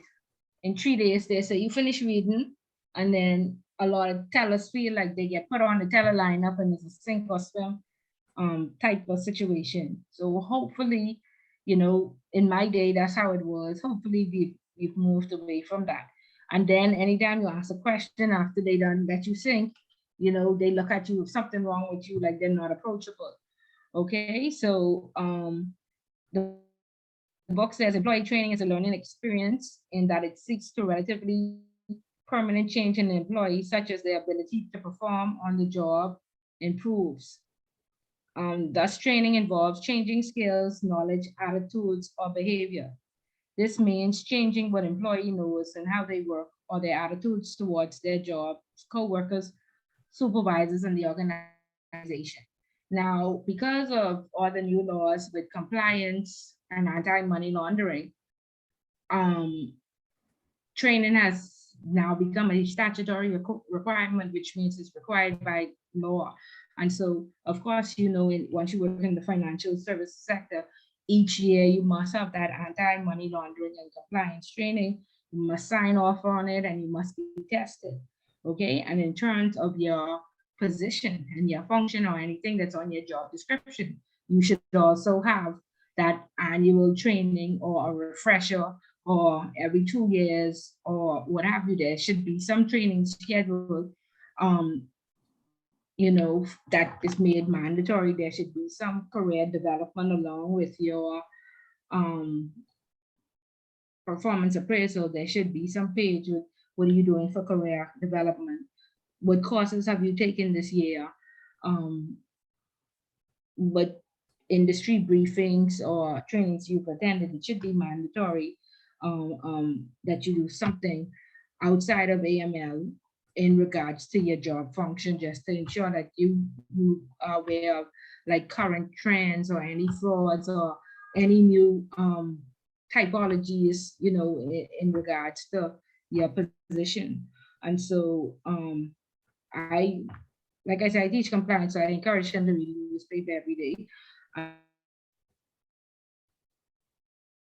We discuss the newspaper in the department those days, but when we go to ensure that, the finance department or the HR department or risk or credit, they're being compliant, we always ask for them to show us their training decks and show us where you would have, trained the credit department on a credit related issue or a new product or service, and they would have been tested and signed off. So please, it's like I say, training is a statutory requirement required by law. So, a lot of times people try to avoid it or not go to training sessions. Is very important. Like I say, all the laws have changed. Gone are the days when you could just show up and somebody has to go to jail. Okay, somebody's going to take the rap and they have now expanded the law that not only compliance goes to jail, everybody goes to jail. Okay, and the only way you don't go to jail is if you can sit down with your job description and say, this is my job description. These are the risks associated. I that there was a gap in the system or something was wrong. However, I reported that the management, I was waiting on management's response.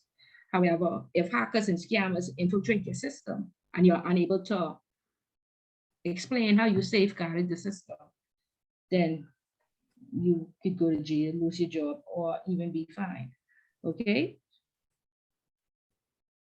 It says how employees trained, most training takes place on the job. The prevalence of on-the-job training can be attributed to the simplicity of such methods and they're usually lower cost. However, on-the-job training can disrupt the workplace and result in an increase in errors while learning is taking place.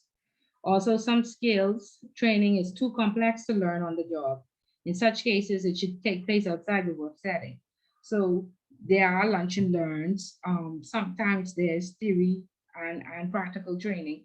But please, if there's something, is that there's a function that you don't understand, if there's a system that you don't know how it works properly, there are a lot of, like I say, movies and writings out there, cases where, you know, Volkswagen defrauded the whole world because they used the system or they had a new system and nobody knew how it worked. Okay, so don't take these things for granted. Oh, there's a new system, we learn and know.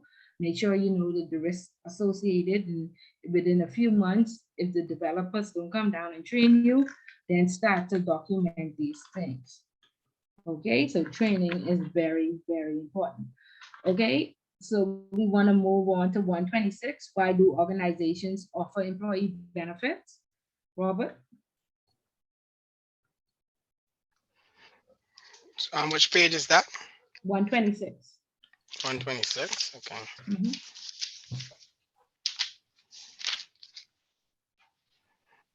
Okay. So why do organizations offer employee benefits? When an organization designs its overall compensation package, it has to look farther than just an hourly wage or annual salary. It has to take into account another element: employee benefits. Employee benefits are non-financial rewards that are designed to enrich employees' lives. They have grown in importance and variety over the past several decades. Once viewed as fringe, today benefits packages reflect great, great thought in an effort to provide something that each employee values. The benefits offered by an organization vary widely in scope. Most organizations are legally required to provide Social Security and workers and unemployment compensation, but organizations also provide an array of benefits such as paid time off from work, life and disability insurance, retirement programs, and health insurance. The cost of some of these, such as retirement and health insurance benefits, are often paid by both the employer and the employee. Okay, and a lot of times, organizations, this is would make them attractive. So when you are out there interviewing and you decide, do I want to work at Royal or do I want to work at Scotia, is normally not only the salary, but then the benefits that come along. They're gonna pay for education, and I'm in school now. They're gonna give me 4 weeks paid vacation.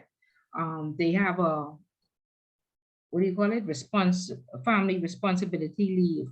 They offer study leave. And so most of the times those benefits would make the organization more attractive.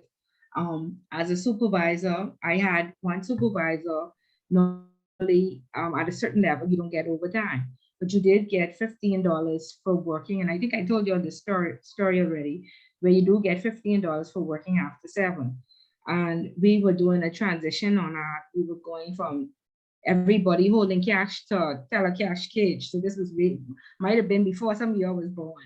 And so, my manager came in and said, well, Ms. Bullard, you've been here from 7 o'clock, please write up all of your meal allowance till the end of the month. And so I think I ended up getting $400 or $500 in meal allowance. And so that was a common practice. I couldn't get overtime. So, both myself and her, we wrote up our meal allowance. And so she had gone on maternity leave, and another manager had sat in for her. And when I wrote it up at the end of the month, I said, and you can approve mine. She said, oh, I would not do that. And I was like, why not? She's like, what would $15 do for you? Like, she tried to make me feel like I was doing something wrong for getting this benefit from the company. I said, it proves to me that I stayed in Royal Bank till 10 p.m. and that Royal Bank has enough to not let me at 10 p.m. go home and try and cook me a meal, that they want to compensate me and give me this $15 so I don't have to go home and cook at 10 p.m. in the night. It shows company cares. Well, if you need it, you could write it up. I sure write it up. The next month, I let it get. I must write up 2 months. I must get $600 or $700 with $15. So my whole point is, don't make your staff. If the company offers a benefit, okay, do not make your staff feel that they are wrong for getting overtime or meal allowance or lunch. This is the company. This shows that the company has a human factor and they care. Okay, so please don't make it. It's a benefit. It's supposed to be a reward, not a. I want you to feel bad because I give you something, but you must feel bad taking it. Okay, so please just be mindful of that. Okay, and we've talked endlessly about workforce diversity. We'll read that paragraph, but again, the examples are, remember, I said I had the 7-day Adventist person who, on a government payday, wanted to come off the line. He wanted me to close him out at 3 o'clock so he wouldn't, especially in these, what is it, when time has just changed in the fall. He said, Miss Bullet, it's going to be sundown by 5 o'clock, so I have to close out. And so, line out the door, government payday, Friday, construction workers, and he want me to close him out. So, but again, I couldn't make him feel like, um, he was doing something wrong. It was his religious beliefs. And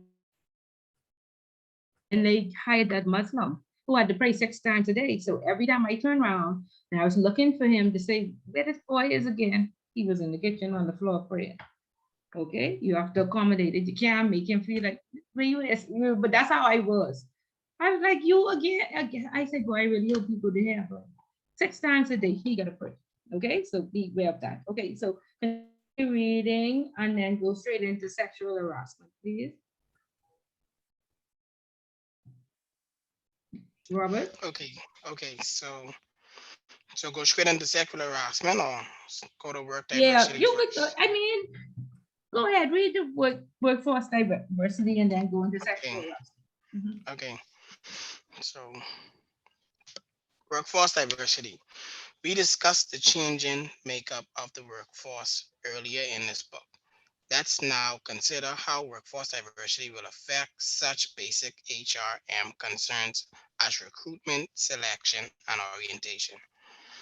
Improving workforce diversity requires supervisors to widen their recruiting net. For example, the popular practice of relying on current employee referrals as a source of new job applicants tends to result in candidates who have similar characteristics to present employees. So supervisors has to look for applicants in places where they haven't typically looked before.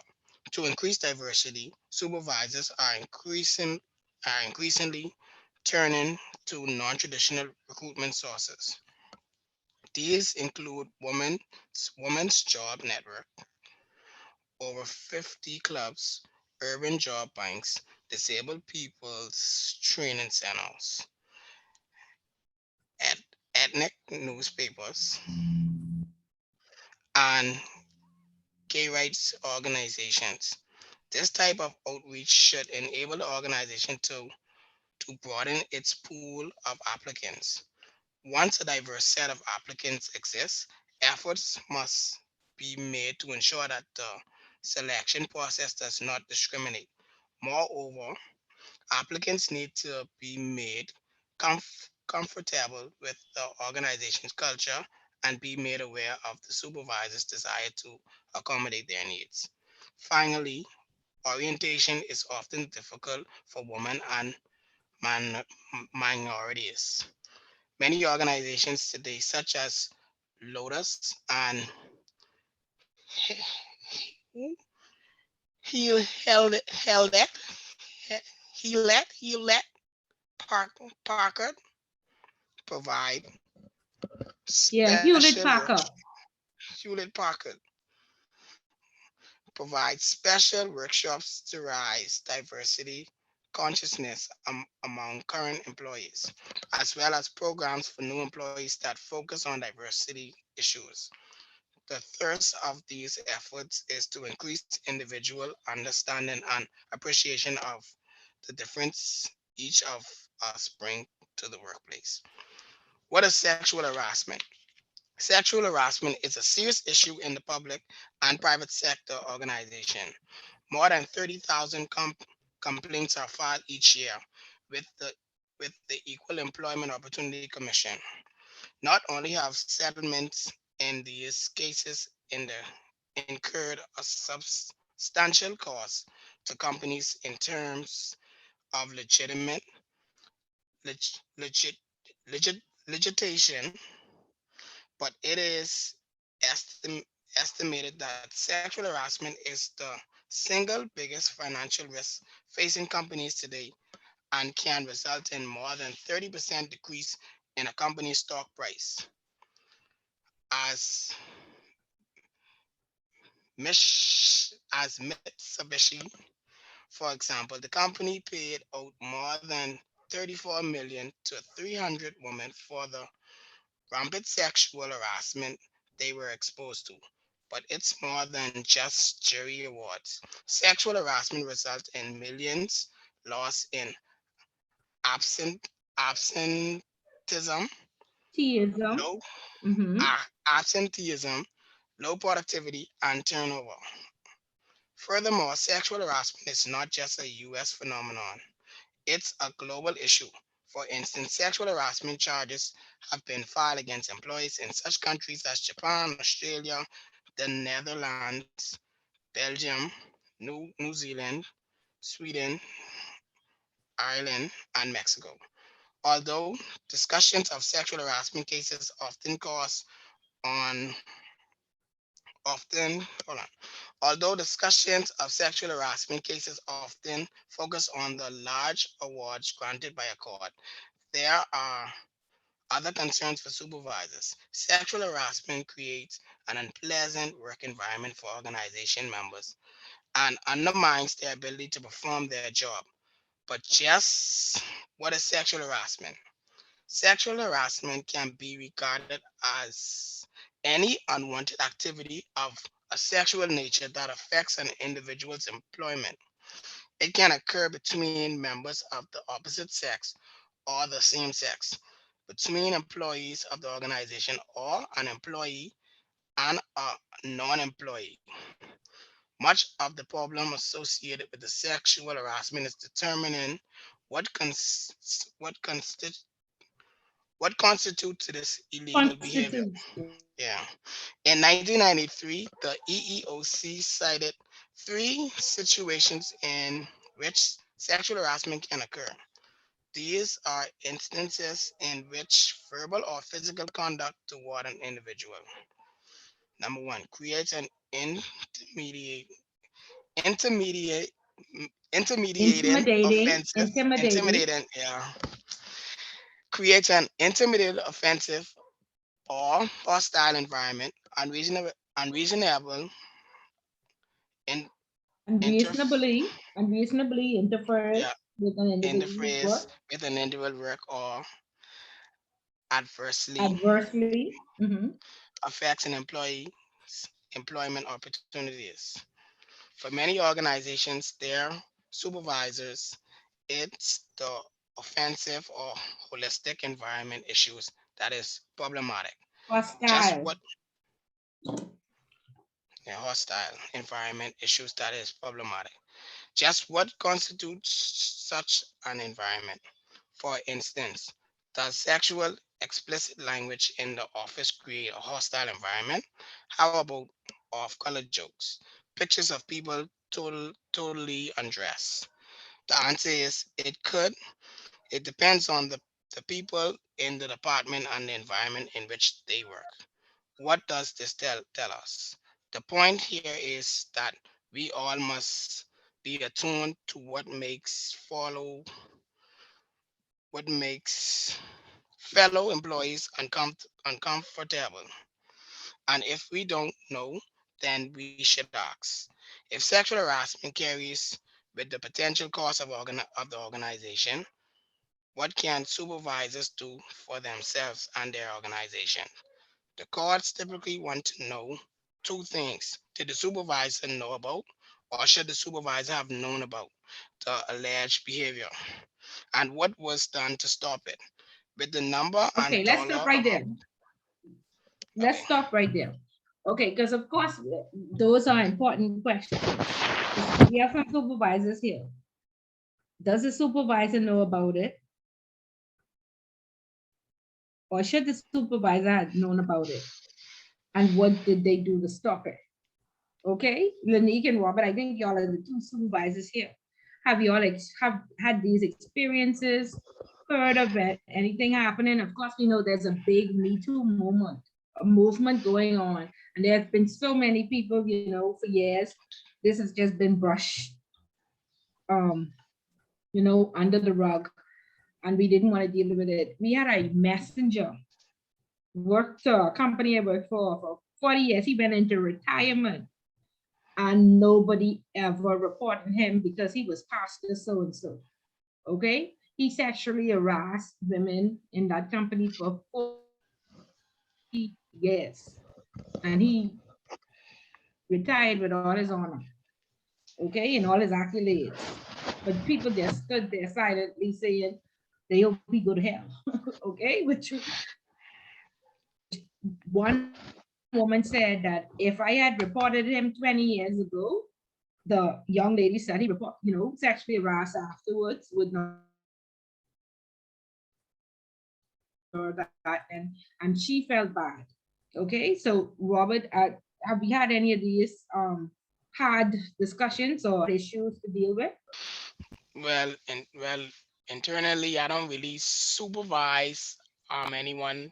Although I'm on a supervisory level, Sydney works more hand in hand with the customer service officers. He more supervises that department. Okay, so you don't have direct reports. Sydney, you have Mm.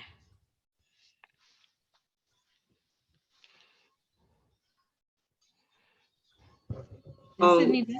Okay, go ahead, well, Lenny.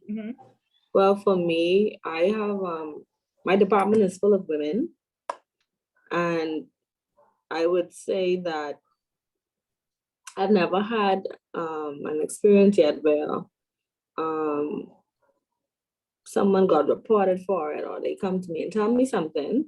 But I do know that there is a culture. So like if we had this VP, I think he's a VP. Anyway, he retired now.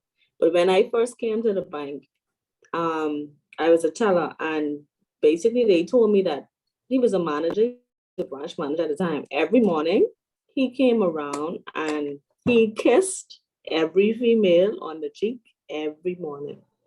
And I said, what y'all mean? I say, that's just, they was like, that's just for these two. So I say, but I mean, y'all ever tell him no? There's like, oh, it ain't in a creepy way. And like when he came that morning, that was my first morning, and he came, he said, nah, I don't know if they didn't tell you, but I just kissed every female on the cheek in the morning. And I was like, yeah, but I don't know if I want you to do that to me. And he said, come on, man, everybody, I do it to everybody. And I kid you not, like, he do it. And it was almost like, even if I felt away, because everybody already, it was almost like it was a culture set. I don't know if Monique know who I mean, but he literally did that every morning. And so you have some people in our bank, especially how I work to the head office, A lot of them VPs, you just tell them who to stay away from. Oh, he can make you feel cringy. Oh, like, and then I think Like that these causes creepy, us not to like report almost these people. yeah, but Yeah. that is not professional. That is not professional at all. And I don't like to be touched in any way. So it's like a creepy uncle type of situation. No, you should not be kissing me. No, I'm sorry. I would have to be the odd one out. I would not. You would not be kissing me. I'm Yeah, but sorry it's a lot about of people who Benigno. It's people who you That is just that's a you very, very touchy you just situation. know man. people who I feel like, and this is from my own personal experience, I feel like that sweep under the rug mentality is still very, very real. And even if it goes up the ladder, um, when you do report it, they say that it's confidential, but it's not. yeah, that's true. Everybody bank wide Will know. knows that, okay, you are the person that reported something and this is what it is. Mhm. Oh wow. So So that is a that's a big HR problem then. That's a touchy, big touchy Yeah, HR like situation. problem if there's no confidentiality there. So None that's whatsoever. definitely, that's not right. That's not so, not good at all. Okay, but please, like I said, there are Me Too movements, and many times for situations like that where there's a culture, you perhaps need to blow the whistle and tell the regulator or tell the compliance officer confidentially, put it in the Dropbox or somewhere, because a lot of people are suffering, but everybody's afraid to speak up because of the position that the person holds. Or a lot of times, like people are confused, like, is this something I should report, or is it okay, or I don't want to be the odd one out because everybody allows him to kiss. No, that if you do not want that kiss, then you should not, feel intimidated to take that kiss. Okay. And like I say, it's a lot of that happening in the work environment where, little jokes are being made, little innuendos of people, oh, I was just joking, or I didn't really mean it. So, ladies, I even see ladies doing it to men. And because of the number of reports, I have professional men who say, you know, I'll take the stairs. I'm afraid to go into that elevator with a woman alone. Okay, so men, beware the comments, beware the stares with your eyes, beware the looking up and down and the suggestiveness. You are at work, please always conduct yourself in a professional way. Um, and please, get help if you feel like you are the harasser. Please go and get help, because a lot of women have suffered over the years simply because they're afraid they're going to lose their job, or they're afraid they won't ever get promoted because they did not, joke around or play around with this harassment. Um, the grapevine was reported at one point in Royal Bank for harassment, because there was this clique that constantly, just gossiped about this person and asked this person was going through a divorce. And so they would just come up to her desk and say, so that was your husband I see with another woman out to the wash house, and ask all types of inappropriate questions. And that lady almost had a mental breakdown. And somebody came up to her and said, could you please report them for harassing you? And I was very surprised that Royal Bank did not take it lightly. And they did, call those people in, they put them on probation, and one person was even suspended, who was thought to be the leader of this clique in harassing, this person. So um, all sorts of harassment is wrong. When people are going through difficulties, mind your business. Please exercise colleague care, the same care that you would want if you were going through a difficulty. Don't ask inappropriate questions and don't make, inappropriate gestures. Okay? So please, everybody, be professional and be empathetic and be compassionate. Always think about it. If it was you or your mother or your sister or your brother, okay? Nobody should be harassed. Okay? Any questions or concerns on chapter 5? No? We good? Yes, mom. Yeah. Sydney, you reach back in. Okay. I was here. I was listening. Yeah, was- why you and answer Miss Bullet when I call you then? If you my mic was mute, you see, but I never was in a situation where, like sexual harassment was in my department. And like now I sitting in on as a supervisor. I really had none of those experiences as yet. Okay, as yet. And so count yourself lucky. But I want y'all to know that it's not a bed of roses. And I want y'all to be prepared on how to deal with difficult conversations and difficult interactions. Okay? And make I have sure a question though, that Ms. you Bullet. always protect yourself. Go ahead. Like how do you even like base that conversation? Because you don't want to come off as, let's say for Remember, example, we talked about communication and we talked about counseling and we talked about giving feedback. So you that's just, something you can sandwich approach though.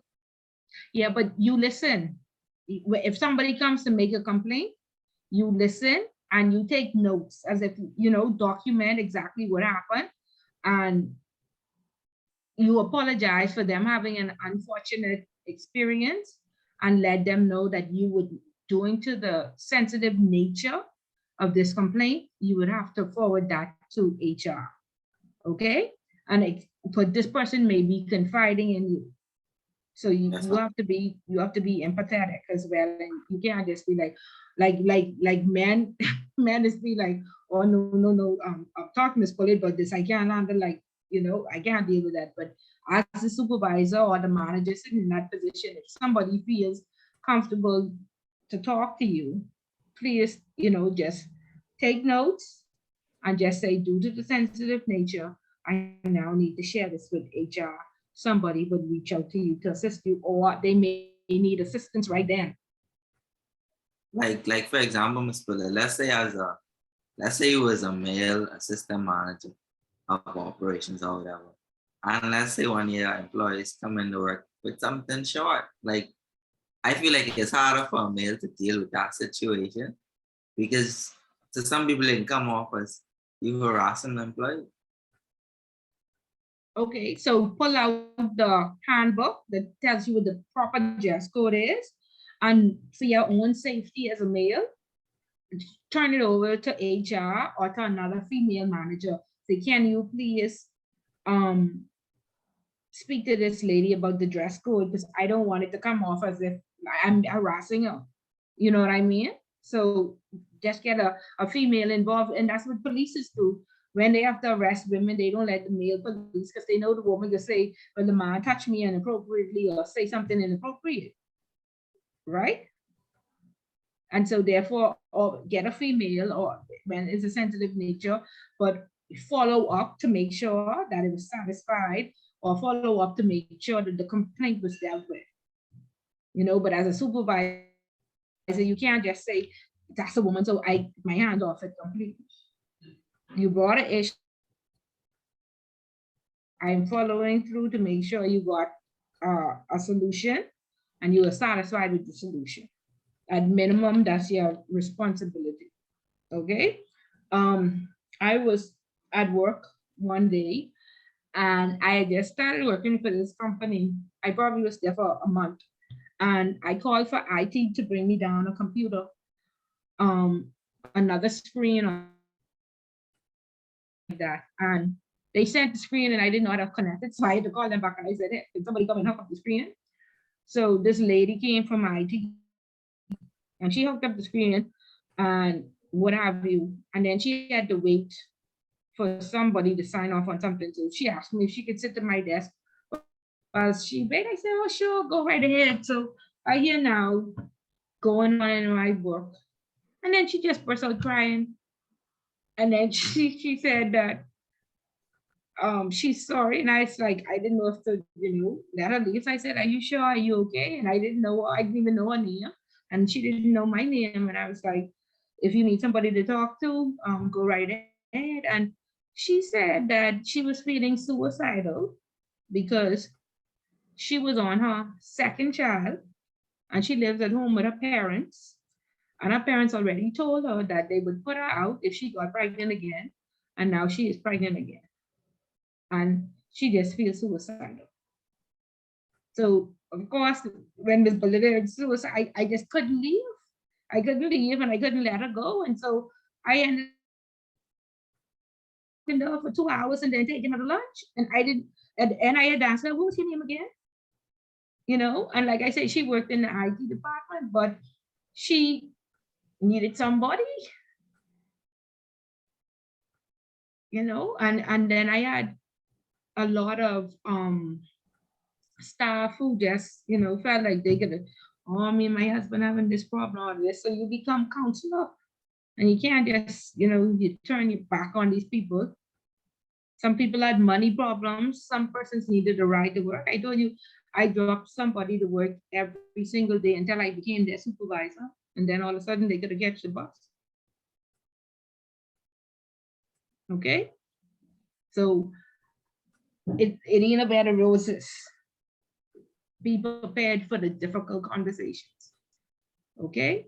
And just be empathetic and compassionate and listen. Like you say, not the sandwich approach, but just listen and don't comment. Go take the notes and just explain to them. Sensitive, I need to call in HR. Or